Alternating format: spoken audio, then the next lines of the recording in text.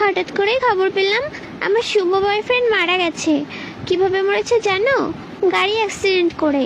তারপরে কি করব, রেডি হয়ে যাচ্ছি, এই প্যান্টটা আমার শুভ বয়ফ্রেন্ড দিয়েছিল, তো এটা পরলাম আর একটা টপ পরে নিয়েছি। তারপরে দেখি যে আমার প্যান্টের চেন আটকায়নি, তো চেনটা আটকে নিলাম। তারপরে আমি যদি কালো হয়ে যাই তারপরে তো আমার আর কোনো বয়ফ্রেন্ড থাকবে না, তার জন্য আমি এই শার্টটা পরে নিয়েছি। কারণ আমার বয়ফ্রেন্ড এখন নেই, মারা গেছে, এখন তো আমরা আরেকটা পটাতে হবে, তাই।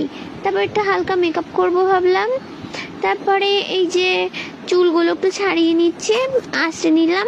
তারপরে একটু মুখটা মুছে নিলাম, যে কি আর করা যাবে, বয়ফ্রেন্ড মারা গেছে, এখন তো ভেঙে পড়লে চলবে না, সাজুগুজু করে দেখতে যেতে হবে, শেষ দেখা। তো একটুখানি ক্রিম মেখে নিয়েছি। কি করব, মন খারাপ লাগলেও কিছু করার নেই। এখন একটু মুখে মেকআপ করব, এটাকে কি বলে জানি না, তো মেখে নিলাম। তারপরে খুব কষ্ট লাগছিল, কি বয়ফ্রেন্ড মারা গেছে বলে কথা, কান্না করছিলাম অনেক। তারপরে একটু লিপস্টিক পরে নিলাম। কান্না করেছি। তারপর একটু কাজল পরে নিয়েছি। শেষ দেখা দেখতে একটু সাজুগুজু না করলেও নয়।